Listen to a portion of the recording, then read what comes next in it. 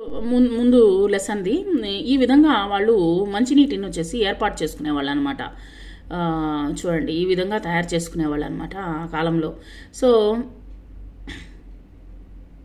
పర్వత ప్రాంతాల్లో వర్షపాతము, నేల కోరివేత. ఇప్పుడు వచ్చేసి నేల మామూలుగా చూసినట్లయితే వర్షం ఎక్కువైపోయి బాగా నానిపోతుందనమాట. ఆ యొక్క మనం వేసినటువంటి రోడ్లన్నీ నానిపోయి తెగిపోతుందనమాట. రోడ్లన్నీ తెగిపోతాయి. పర్వత ప్రాంత ఆవరణ వ్యవస్థల్లో వర్షపాతానికి, నేల కోరివేతకు మధ్య గల సంబంధం గురించి తెలుసుకుందాం. మానవ మనుగడకు మృత్తిక మూలాధారము. సహజ మానవ సంబంధ అంశాలు ఎన్నో మృత్తికా క్షయానికి కారణమవుతున్నాయి. అంటే సహజంగా లభించేటువంటి వనరులు ఏ విధంగా నాశనం అవుతున్నాయి అనేటువంటిది ఈ యొక్క దాంట్లో తెలపడం జరుగుతుంది. వర్షపాతము, హిమపాతము క్రమక్షయానికి దారితీసే అంశాలు. నేల క్షయం వలన ఉపరితల మృత్తిక కొట్టుకుని పోయి నదీ జలాలతో కలిసి బురద నీరుగా మారుతూ ఉంది. చూడండి మామూలుగా వచ్చేసి వర్షం పడినప్పుడు బాగా ఏమైపోతా ఉంది, బురద నీరుగా తయారైపోతూ ఉందన్నమాట. మంచినీళ్ళు కూడా ఇలా పేరుకుపోయినటువంటి మట్టి కొంతకాలానికి నదీ ప్రవాహ మార్గాన్ని మార్చడమే కాకుండా వరదలకు దారితీస్తూ ఉంటుందన్నమాట. చూడండి ఈ విధంగా వచ్చేసి వరదలు వచ్చేదానికి అవకాశాలు ఉన్నాయన్నమాట. సరే, సమీపంలోని నది వద్దకు వెళ్ళండి. వర్షం పడకముందు, పడుతున్నప్పుడు, పడిన తర్వాత నదిలోని నీటిని 3 సీసాల్లో నింపండి. ఒకే ఘనపరిమాణం కలిగినటువంటి 3 గాజు సీసాలను తీసుకోండి. 3 సీసాల్లో నీటి పరిమాణం సమానంగా ఉండేటట్లు చూడండి.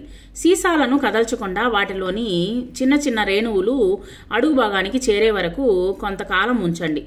సీసాల్లోని నీటిని తొలగించి అడుగున పేరుకున్న మట్టిని పరిశీలించండి. 3 సీసాల్లో గల అవక్షేపాలతో పోల్చండి. ఇక్కడ చూడండి ఈ విధంగా రోడ్లు వచ్చేసి బాగా తెగిపోయి, తర్వాత వచ్చేసి ఆ యొక్క కాలువలన్నీ తెగిపోయి ఈ విధంగా తయారవుతుంది. చూడండి ఇది నివారించడం ఎట్లా తెలుసా? ఎక్కడ చెట్లు దట్టంగా పెరుగుతాయో అక్కడ నేల కొట్టుకుపోవడానికి అవకాశమే లేదనమాట. కాబట్టి నేల కొట్టుకుపోవడం తగ్గుతుంది.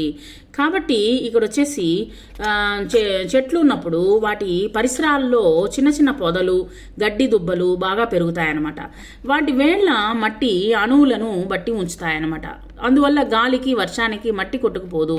చెట్ల వ్యర్థాలు నేలలో చేరి సారవంతమైనటువంటి మృత్తిక ఏర్పడుతుంది, సారవంతంగా తయారవుతుంది అనమాట. మట్టి తయారవుతుంటుంది. పాఠశాల ఆవరణలో ఎత్తైనటువంటి చెట్లు పెంచుకుందాము. నేలపై పొరలు గాలికి కొట్టుకుపోకుండా చూసుకుందాము. పొలాల చుట్టూ రైతులు తాటి చెట్ల వంటి ఎత్తైనటువంటి చెట్లు పెంచుతారు కదా, ఎందుకో ఆలోచించండి. గాజు సీసాలోని అవక్షేపాల వ్యత్యాసాలను, కారణాలు గుర్తించి నివేదిక రూపొందించండి. ఇక్కడ చూడండి